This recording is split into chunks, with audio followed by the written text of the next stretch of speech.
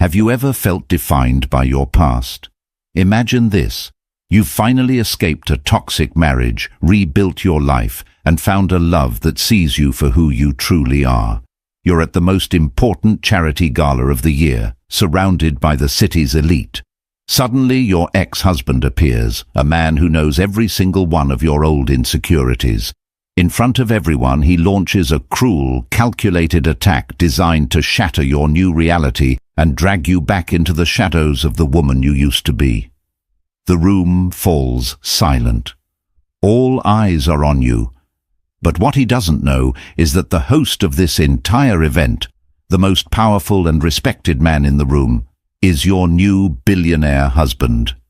Stay with us for a story of humiliation, hidden strength, and the moment one woman reclaims her power.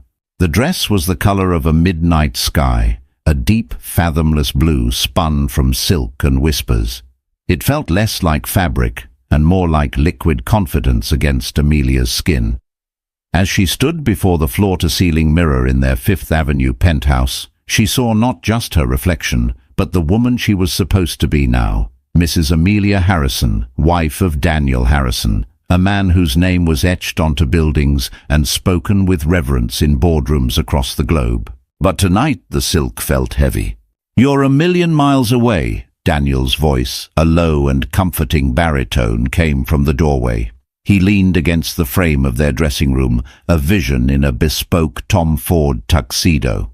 He wasn't movie star handsome in a conventional way. His features were too sharp, his gaze too intense. But there was a profound stillness about him, a gravitational pull that made him the center of any room he entered. It was that stillness that had first drawn Amelia to him, a calm harbor after the hurricane of her previous life. She turned, forcing a smile. "Just thinking about the speech. Are you sure you don't want to be the one to give it? The Harrison Foundation Gala is your night." He crossed the room, his movements economical and precise. He stopped behind her, his hands resting gently on her shoulders, his eyes meeting hers in the mirror. "The foundation supports emerging artists. You're the one with the masters in art history. You're the one who spends hours at downtown galleries finding talent no one else sees. You're the expert, Amelia. It should be you." His words were a balm, yet a familiar knot of anxiety tightened in her stomach. The expert. For 7 years she had been an accessory, not an expert.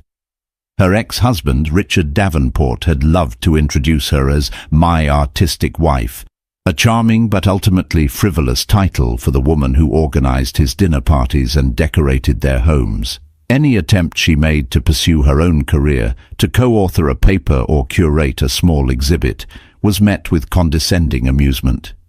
"Isn't it cute that you have hobbies?" he'd say, a smile on his face that never reached his cold, assessing eyes. The divorce had been a quiet, brutal unraveling. Rick hadn't fought for her, he'd fought for the assets, meticulously dismantling their shared life as if it were a hostile takeover. He'd made her feel small, incompetent, and utterly replaceable. She'd walked away with a modest settlement and a crater where her self-worth used to be. Meeting Daniel a year later had been like learning to breathe again. He listened. He asked questions about her research on post-war expressionism and remembered the names of obscure painters she admired. He didn't see a pretty decoration. He saw a mind, a passion, a partner. He had carefully, patiently helped her rebuild herself. But the ghost of the woman she'd been, timid, anxious, desperate for approval, still lingered in reflections like this one. Tonight was the biggest event of the New York social calendar.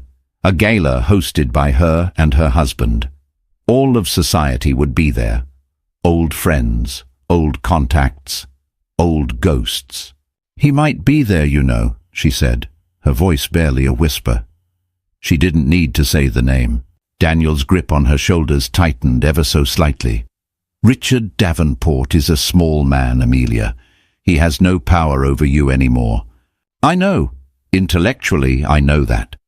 She smoothed down the silk of her dress. "It's just, he was a master at public humiliation disguised as a joke. He knew exactly where the cracks were and just how to press on them until they shattered. Then we'll show him there are no cracks left, Daniel said simply. He turned her around to face him, his thumb gently brushing her cheek. Tonight you are not Rick Davenport's ex-wife. You are not Daniel Harrison's wife. You are Amelia Sterling, the brilliant co-chair of this foundation. You are giving a speech about a subject you love to a room of people who are there to support your vision. That is the only reality that matters. He leaned in and kissed her, a soft, reassuring gesture that spoke volumes. It wasn't a kiss of passion, but of promise, a promise of safety, of belief. As they descended in the private elevator, the city lights twinkling below like a fallen constellation, Amelia took a deep breath. Daniel was right. She was no longer that woman. The silk on her skin began to feel less like a weight and more like armor. She had a voice now, and tonight she was going to use it. The car waited for them, a sleek black phantom ready to carry them into the heart of the city's glittering machine. She was ready, or at least she hoped she was. The Grand Hall of the Metropolitan Museum of Art was transformed. An orchestra played softly from a balcony overlooking a sea of couture gowns and impeccably tailored tuxedos. Crystal glasses clinked, casting fractured rainbows against the marble floors. Towering floral arrangements of white orchids and delphiniums scented the air, mixing with the expensive perfumes of the city's most influential figures. It was a symphony of wealth and power, and for the first time, Amelia felt like she was a conductor, not just a member of the audience. Daniel was a master in this environment. He moved through the crowd with an understated grace, his hand resting in the small of Amelia's back. He introduced her not with a possessive flourish, but with a quiet pride that elevated her. "This is my wife, Amelia. She's the heart behind the Foundation's new acquisitions fund." People listened. They looked at her with genuine interest, asking intelligent questions about her plans for the fund. The conversations were invigorating, a world away from the vapid gossip she had been expected to endure in her previous life. For the first hour, she felt herself unfurling, the tight bud of anxiety blossoming into confidence. She was witty, knowledgeable, and in her element. She saw the admiration in Daniel's eyes, and it fueled her. She was deep in a conversation with a prominent gallery owner about the burgeoning art scene in Lisbon when she felt it, a sudden prickling chill on the back of her neck. It was a sixth sense she had developed over years of living on high alert. The atmosphere around her had shifted, a subtle change in pressure, as if a predator had entered the ecosystem. And then she smelled it, a faint, familiar scent cutting through the orchids and champagne. Tom Ford's Oud Wood, Richard's signature cologne. Her blood ran cold. She slowly turned her head, her heart beginning a frantic, heavy rhythm against her ribs. And there he was, standing not 20 feet away, schmoozing with a councilman she knew. He looked exactly the same. The sandy blonde hair perfectly coiffed, the easy, charming smile that was his most dangerous weapon, the suit that was just a little too flashy. He hadn't seen her yet. "Amelia, is everything all right?" the gallery owner asked, his brow furrowed with concern. She had stopped speaking mid-sentence. "Yes, forgive me," she managed, her voice feeling thin and distant. I just saw someone I wasn't expecting." Daniel, who had been speaking with a senator nearby, must have sensed the change in her. He materialized at her side instantly, his presence a solid wall. "Darling, Councilman Roberts was just asking about you." His tone was light, but his eyes, when they met hers, were sharp and questioning. He followed her gaze and his expression hardened, almost imperceptibly. At that exact moment, Richard turned, his eyes scanning the room as if he were surveying his kingdom. They swept past her once, then snapped back, widening in recognition. The charming smile faltered for a fraction of a second before being plastered back on, broader and more predatory than before. He excused himself from the councilman and began to walk toward them. Every step he took felt like a drumbeat counting down to her doom. The confidence she had so carefully curated all evening began to evaporate, leaving behind the raw, familiar dread. This was his hunting ground, a crowded room where social conventions prevented you from screaming or running away, a place where he could strike with words, leaving wounds no one else could see. "Well, well, Amelia, I almost didn't recognize you," Richard said, his voice a smooth, practiced melody that had always set her teeth on edge. He stopped in front of them, his gaze flitting dismissively over Daniel before settling on her. "You look, well, very blue." He gestured vaguely at her dress. It wasn't a compliment. It was an assessment, a judgment. "Richard," she said, her voice commendably steady, "I wasn't aware you were a patron of the arts." He laughed, a short, sharp sound. "Oh, I dabble. It's important to be seen at these things. You know that." His eyes flickered to Daniel again. "And you must be the man of the hour, Richard Davenport." He stuck out his hand, the embodiment of superficial charm. Daniel took his hand, his grip firm, his expression unreadable. Daniel Harrison. Recognition dawned in Richard's eyes, followed by a flicker of something else, envy, perhaps, or disbelief. He had obviously heard of her remarriage, but facing the reality of Daniel Harrison in the flesh was clearly another matter. Rick's world was built on a hierarchy of wealth and influence, and he had just come face to face with a man who occupied a stratosphere far above his own. For a moment, Amelia thought that might be enough to chasten him. She was wrong. The realization of Daniel's status didn't deter Richard. It provoked him. It was a challenge. He saw her not as a woman who had moved on, but as a prize that had been stolen from him, and now he needed to prove that the prize was, and always had been, flawed. "Harrison." "Of course," Richard said, recovering quickly. "I've read about your work. Impressive. It takes a certain kind of man to build an empire like that." He then turned his full attention back to Amelia, a patronizing smile gracing his lips. "And it takes a certain kind of woman to land one. My Amelia always was ambitious. She just lacked the follow-through.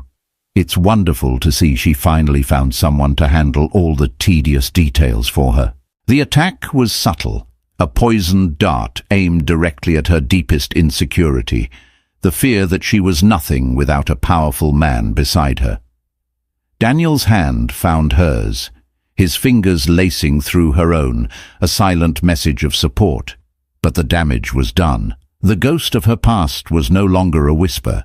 It was standing right in front of her, wearing a smug smile and smelling of oud wood. The conversation, if it could be called that, was a masterclass in psychological warfare, with Richard as its virtuoso. He didn't raise his voice. He didn't say anything overtly slanderous. He simply wielded their shared history like a scalpel, making a series of small, precise incisions into Amelia's carefully constructed composure. He brought up old inside jokes that were never funny, designed to exclude Daniel and paint a picture of an intimacy that had long since soured. He referenced vacations and events, twisting the memories into something that highlighted her perceived weaknesses. "Remember that trip to Aspen, darling," he said to Amelia, though his words were clearly for the small group of onlookers that had begun to form, drawn by the magnetic pull of confrontation. Amelia tried to take up skiing. She spent 2 days on the bunny slope and then decided her talents were better suited to supervising the hot chocolate. A real trooper. He laughed, inviting the others to join in. A few offered weak, uncomfortable smiles. Amelia remembered that trip. She'd had a terrible flu she was trying to hide, and Rick had insisted she join his friends on the mountain, accusing her of being antisocial when she'd tried to beg off. The memory was a bitter pill. Daniel's face remained a stony mask. His grip on her hand, the only sign of the fury she knew, was simmering beneath the surface.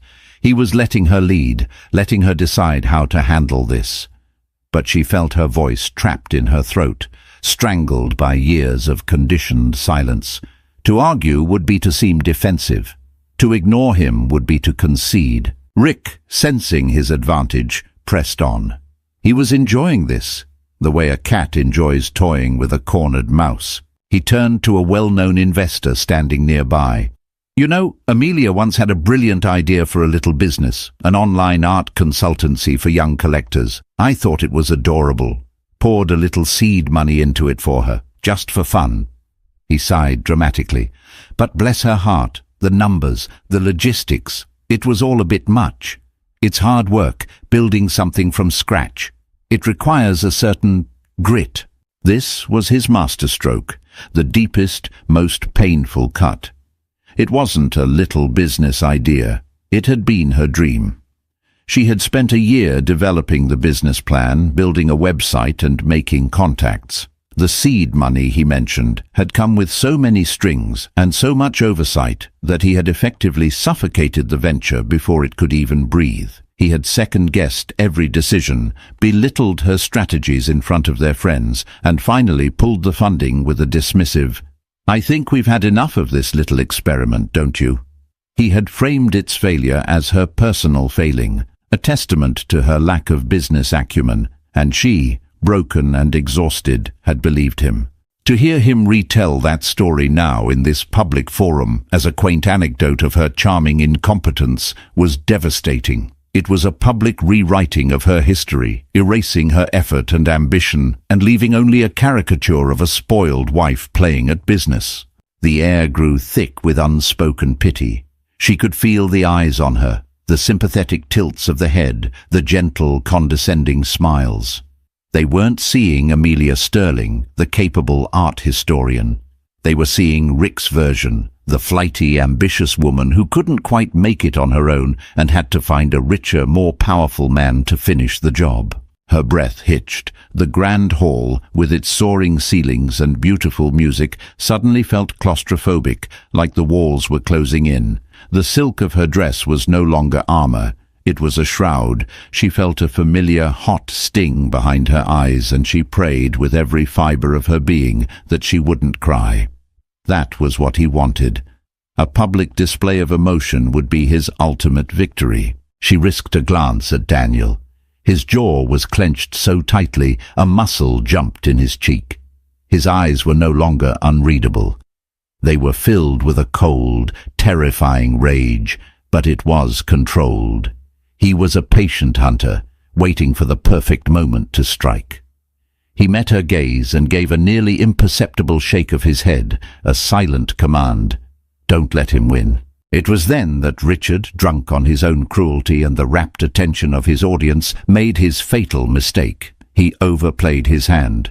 "But hey, all's well that ends well," he said, clapping Daniel on the shoulder with a familiarity that was grossly inappropriate. "She landed on her feet and then some. You must be very proud, Harrison. She's the ultimate acquisition. Beautiful, knows how to throw a party. Just don't let her near the checkbook. It's not her strong suit." The words hung in the air, ugly and venomous. He hadn't just insulted her intelligence. He had reduced her to a possession, a beautiful, expensive object Daniel had acquired. He had called her a gold digger in the most polite, public and damaging way possible. The orchestra seemed to falter. The bubble of conversation around them popped, leaving a pocket of thick, horrified silence.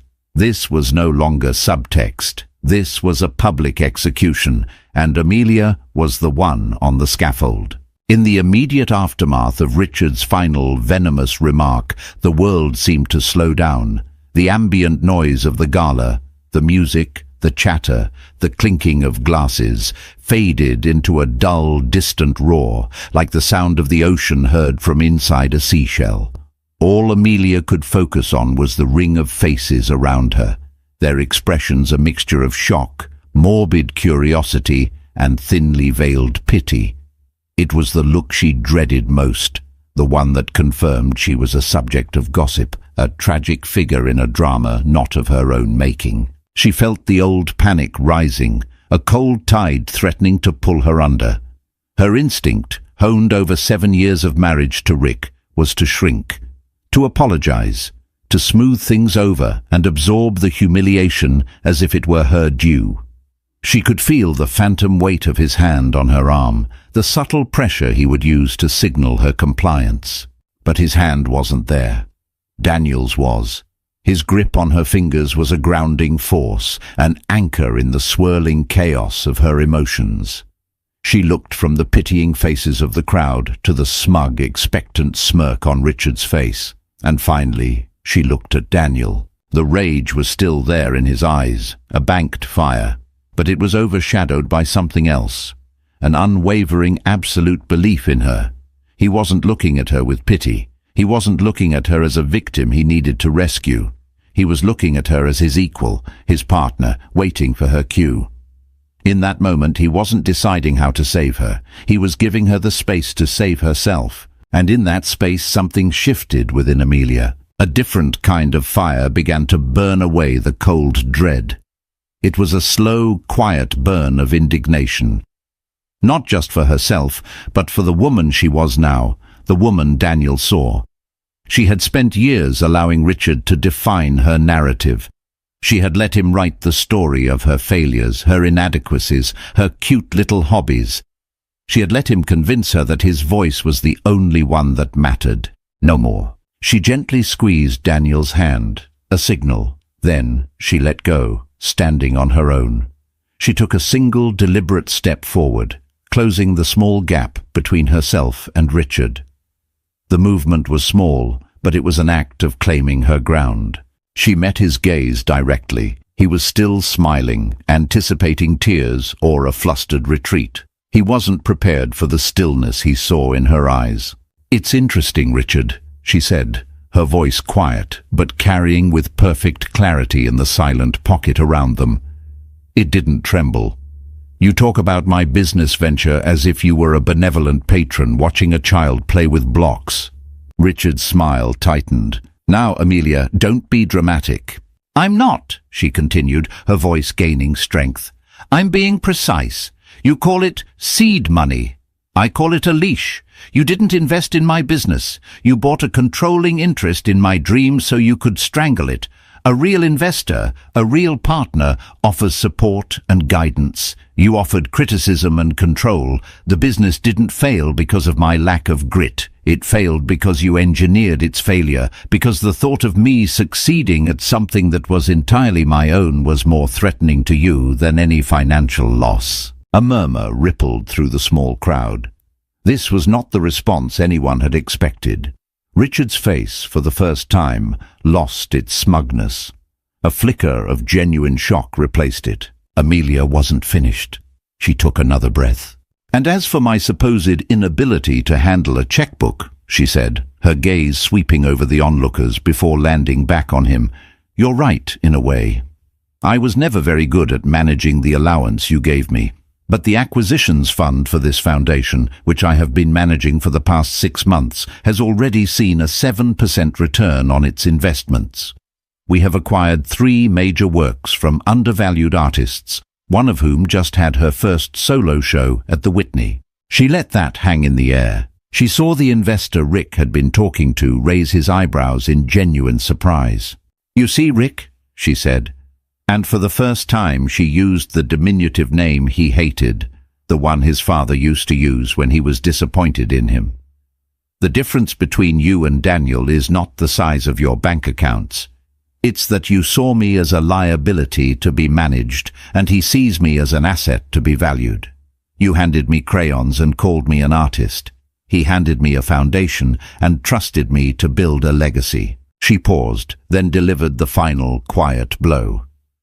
"So thank you for your concern, but my portfolio and my life are in excellent hands. My own." Silence. A profound, ringing silence. Richard stood there, his mouth slightly agape, the color drained from his face. He had been so expertly, so thoroughly dismantled, not with emotion, but with cold, hard facts. She hadn't yelled or cried. She had simply corrected the record, calmly and publicly. Amelia turned her back on him, a gesture of finality. She found Daniel's hand again. He enfolded it in both of his eyes shining with a pride so intense it almost took her breath away. He leaned down and whispered in her ear, his voice for her alone. That was the real speech of the night. He then straightened up, his public mask of calm authority slipping back into place. He He scanned the stunned faces around them, and then, without so much as a glance at the shell-shocked man his wife had just annihilated, he raised his voice slightly to address the room. "Ladies and gentlemen, if you'll please make your way to your seats. Dinner is about to be served, and we have a very special announcement to make." The spell was broken. The crowd, buzzing with the drama they had just witnessed, began to disperse. The eye of the hurricane had passed, and Amelia, for the first time in her life, felt the deep, unshakable calm of the survivor who had not just weathered the storm, but had learned to command the winds. Walking toward the ballroom felt like moving through water. The atmosphere was electric, charged with the aftermath of the confrontation. Whispers followed them like the rustle of silk, every glance holding a new weight of respect and curiosity. Amelia held her head high, her hand resting on Daniel's arm. She felt strangely serene, as if a fever she'd been carrying for years had finally broken. They took their seats at the head table on a raised dais overlooking the hundreds of guests. The room was a masterpiece of understated elegance. Tables draped in ivory linen, centerpieces of glowing candles and cascading orchids, and the vast iconic windows of the museum framing the glittering tapestry of Central Park at night. On the lectern at the center of the stage, her speech was waiting. A few moments ago, the thought of delivering it had filled her with dread. Now it felt like a formality. She had already said everything that truly needed to be said. As the first course was served, Daniel leaned over to her.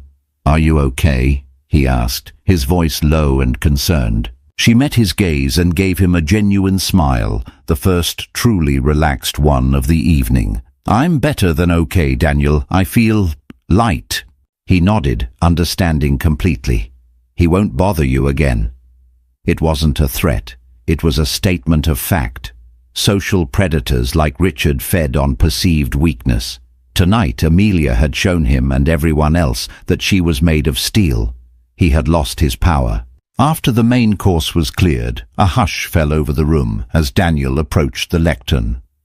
A warm spotlight illuminated him, separating him from the sea of expectant faces. He was a natural public speaker, exuding an aura of calm authority that commanded attention without demanding it. "Good evening, everyone," he began, his voice resonating through the hall. "Thank you all for being here tonight. Your generosity is the lifeblood of this foundation, allowing us to continue our mission, to champion the voices that might otherwise go unheard, to invest in the visionaries who will shape our culture for generations to come." He spoke for a few minutes about the foundation's recent successes, his words eloquent and sincere. Amelia watched him, her heart swelling with a love so profound it almost ached. This was the man who had seen her, truly seen her, when she could barely see herself. "But tonight," Daniel continued, his tone shifting slightly, "I want to talk about the future, about a new direction. For too long, the art world has been governed by a small group of established players. It can feel impenetrable, a closed circle. We believe it's time to open the doors, to create a new point of entry for raw, undiscovered talent." He paused, letting the anticipation build. "Tonight, I am thrilled to announce the creation of the Sterling Grant," he said, his eyes finding Amelia's across the dais. Her breath caught in her throat. Sterling. He had used her maiden name. "This will not be a small, one-time prize," he went on, his voice ringing with passion. "The Sterling Grant will be one of the most significant fellowships for emerging artists in the country. It will provide a substantial 5-year stipend, studio space, and a guaranteed solo exhibition at a major New York gallery for one artist each year. It is an investment not just in a piece of art, but in a career, in a life." A wave of astonished murmurs swept through the room. This was a monumental announcement, a game-changer in the philanthropic world. "This initiative," Daniel said, his voice dropping slightly but losing none of its power, "was the vision of one person. Someone whose passion is matched only by her expertise, and whose belief in the transformative power of art is the guiding principle of this foundation. He turned, extending his hand not toward the audience, but toward her.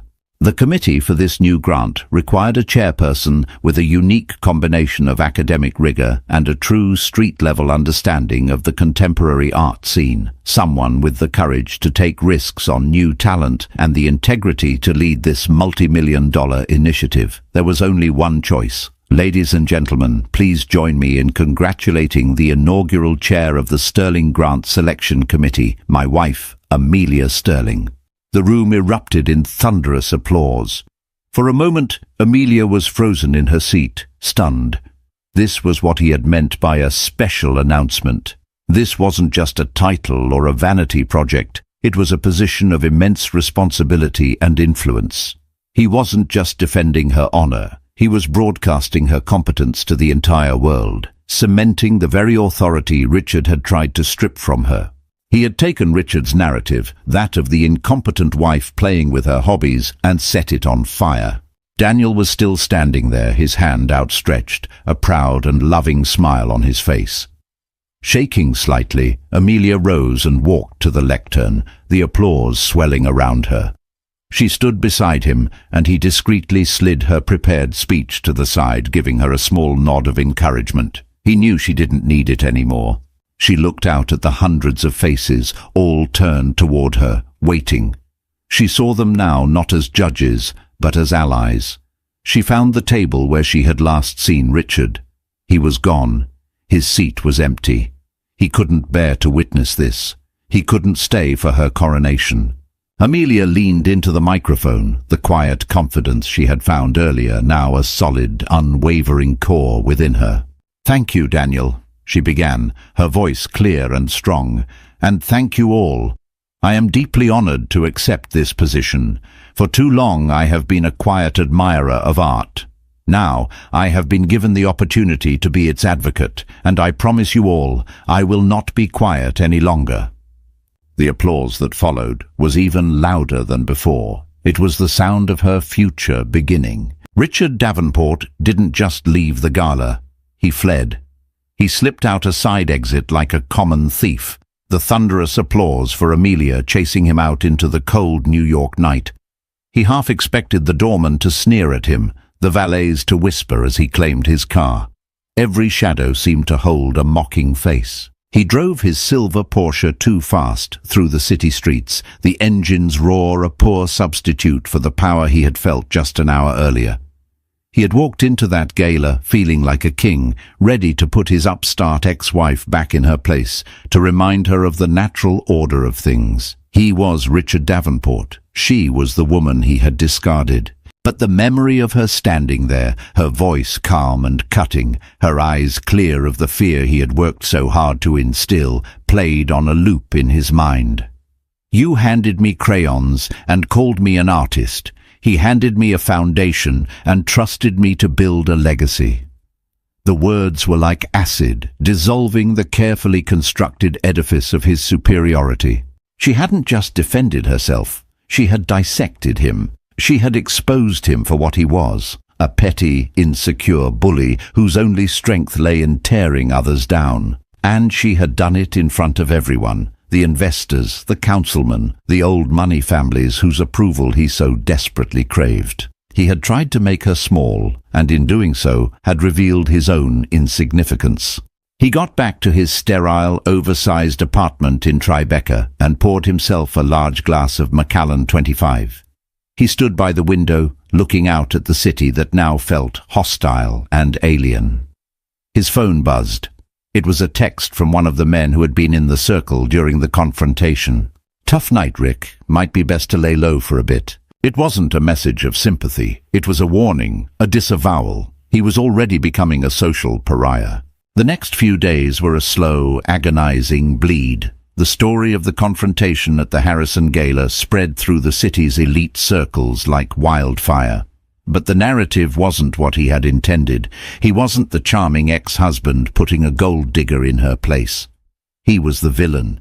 He was the bitter ex, the man who had publicly attacked the brilliant and beloved Amelia Sterling. The New York Post's gossip column ran a thinly veiled item about a hot-headed finance bro, whose Gala gaffe had made him the town's top laughingstock. The consequences were not just social. On Tuesday, a major investor in his boutique private equity firm called for an emergency meeting. The man, a conservative patriarch in his 70s, had been at the gala with his wife, who was a great admirer of the arts, and now apparently of Amelia Sterling. "Richard," the investor said, his voice gravelly and devoid of its usual warmth. "What I witnessed the other night was not just poor form. It was a demonstration of catastrophic judgment. It was reckless. It was volatile. How can I trust you with my family's money when you behave with such a profound lack of control and foresight?" Richard tried to defend himself, to frame it as a private matter, a lover's quarrel. The old man wasn't having it. "There is no private matter when you conduct yourself like that in public, my boy. Character is character. You showed us yours." The investor pulled his money. It was a massive blow, and it triggered a crisis of confidence among the firm's other clients. Like rats deserting a sinking ship, they began to pull out one by one. The empire Rick had built, an empire predicated on an image of slick, untouchable success, began to crumble. It turned out that image was the only thing holding it up. Meanwhile, Amelia stepped into her new role with a grace and determination that surprised everyone but Daniel. She didn't gloat about her victory. She simply got to work. Her face appeared in Art Forum and the New York Times art section, not as a socialite, but as the formidable new chair of the Sterling Grant. She was quoted discussing her vision for fostering artists who engaged with social and political issues. She was photographed not in ball gowns, but in paint-splattered studios, speaking with young, intense artists, her expression one of deep, intelligent engagement. She and Richard had one final, unexpected encounter about a month after the gala. She was leaving a coffee shop in Chelsea after meeting with a potential grant candidate when she saw him walking towards her. He looked diminished. The bespoke suit seemed to hang off him. His confident swagger was gone, replaced by a hurried, furtive energy. He saw her and froze. For a moment she felt a flicker of the old fear, a conditioned reflex. But it was gone as quickly as it came. He looked at her, his eyes holding a desperate, pleading expression. "Amelia," he said, his voice raspy. I'm sorry." She studied him. It wasn't the apology of a man who understood the pain he had caused. It was the apology of a man who was sorry he'd been caught, sorry he had lost. "Are you, Rick?" she asked, her tone neutral. "Are you sorry for what you did, or are you just sorry for how it turned out for you?"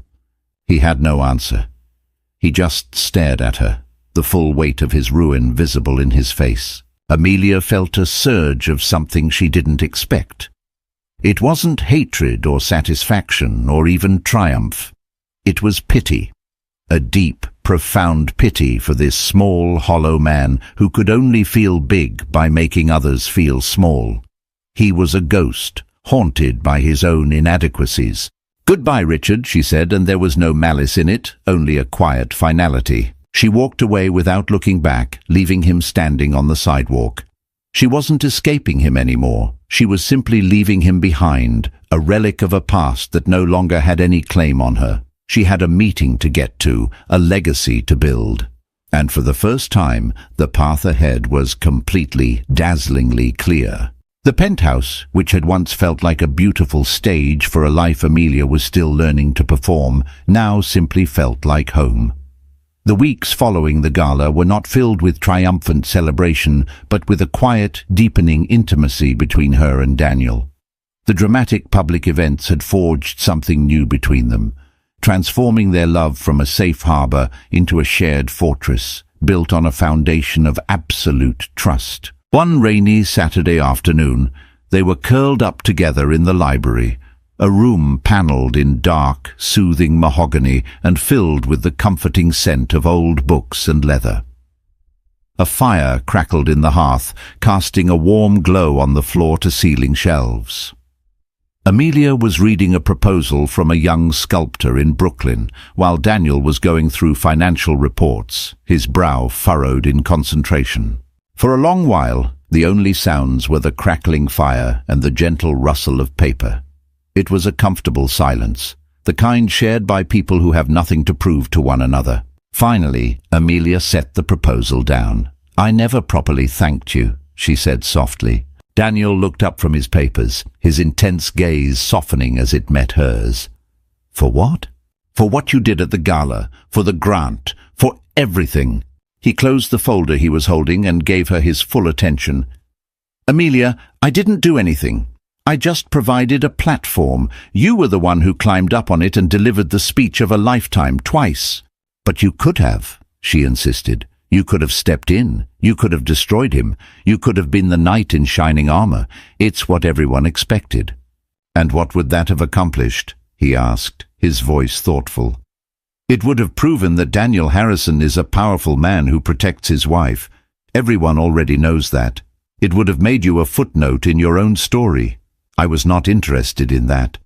He shifted on the leather sofa, turning to face her more directly. "When I saw him talking to you, when I saw that look on your face, every primitive instinct in my body wanted to tear him apart. It took everything I had not to. But I trust you, Amelia. I trust your strength, your intelligence, your heart.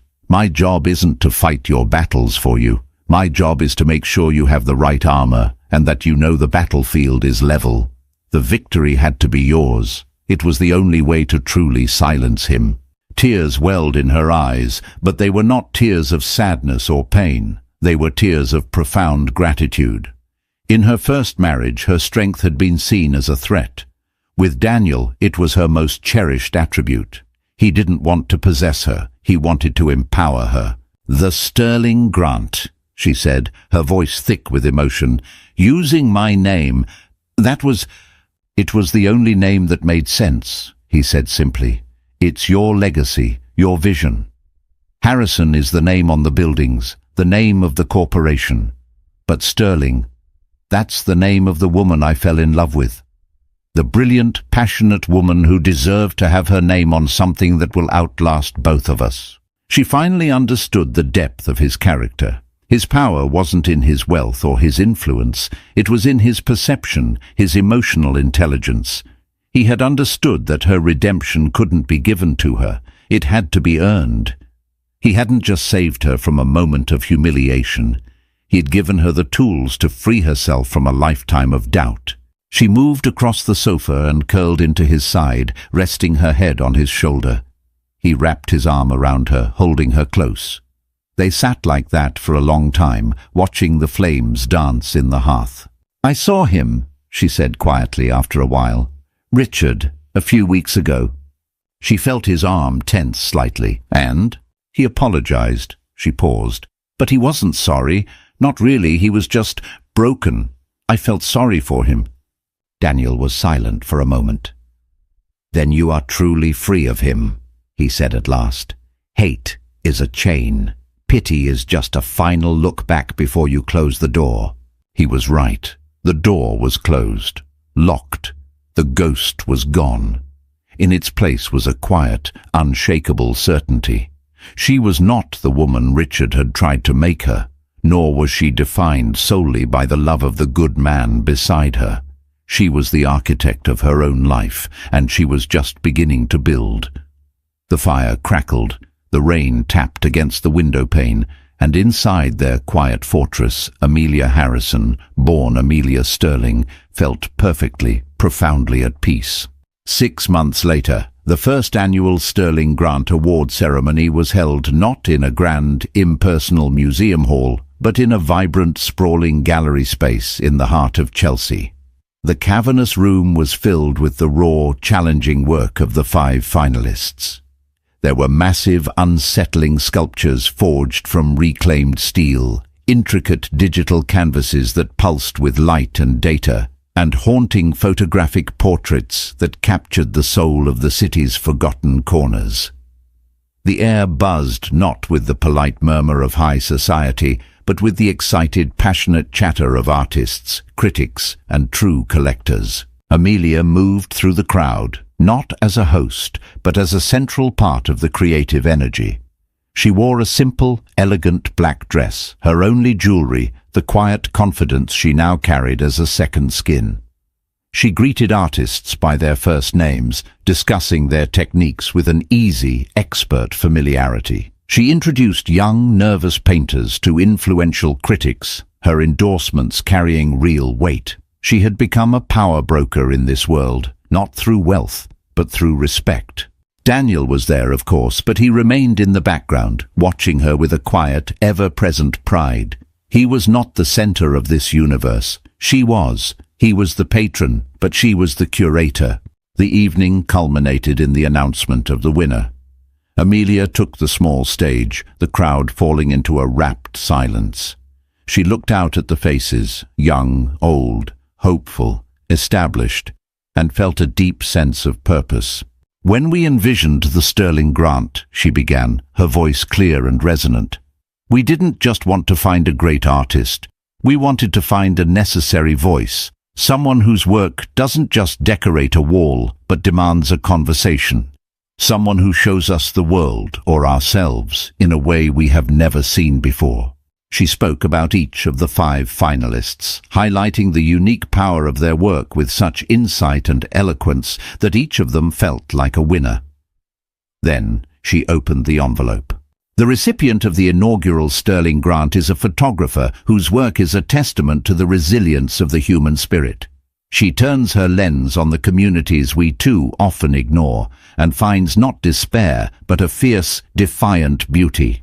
It is my incredible honor to award the grant to Maria Flores. A young woman with fiery eyes and ink-stained fingers gasped from the crowd. Tears streamed down her face as she made her way to the stage, engulfed in hugs from her fellow artists. As Amelia presented her with the award, a check that would change her life and a symbol of a future she had only dreamed of, she saw her own journey reflected in the young artist's eyes. The journey from doubt to validation, from being silenced to finding a powerful voice. Later that evening, as the celebration wound down, Amelia stood with Daniel by one of the gallery's large windows, looking out at the city streets. "Look at what you've done, Amelia," Daniel said, his voice filled with awe. "You've started a movement." "We started a movement," she corrected him, lacing her fingers through his. "No," he said firmly. "This was all you. I just signed the checks." He smiled. "It's the best investment I've ever made." A news alert buzzed on his phone. He glanced at it and his expression changed. "What is it?" she asked. "It seems Davenport's firm officially filed for bankruptcy today," he said, showing her the screen. "The last of his partners pulled out. It's over." Amelia read the headline. "Davenport Equity Group collapses amid founder's reputational crisis." She felt a flicker of something, not joy, not sadness, not even pity anymore. It was just closure, an echo from a distant life. Richard's downfall was not a dramatic act of God or a targeted revenge plot. It was a simple, inevitable implosion, the natural consequence of a structure built on a hollow foundation. He had built his life on an image, and when one woman had found the courage to expose that image as a fraud, the entire edifice had come crashing down. She handed the phone back to Daniel, her mind already moving on. Maria Flores was talking about using the grant money to document the stories of immigrant families along the southern border. Another finalist was already discussing a collaboration with a poet he'd met tonight. The gallery was alive with possibility, with futures being forged, with new stories waiting to be told. Her story with Richard was over. It was a book she had finished reading and placed back on the highest, dustiest shelf of her library. Her new story, the one she was writing every day, was infinitely more interesting. She turned away from the window and back toward the vibrant, noisy, beautiful room, her world. "Come on," she said, pulling Daniel's hand. "I want to introduce you to a sculptor I think we should be watching. Her work is extraordinary." And as she led him into the heart of the future she was building, Amelia Sterling was no longer anyone's acquisition or anyone's ex-wife. She was the curator of a life, and its collection was just beginning to take shape. Amelia's story is a powerful reminder that our past does not have the right to write our future.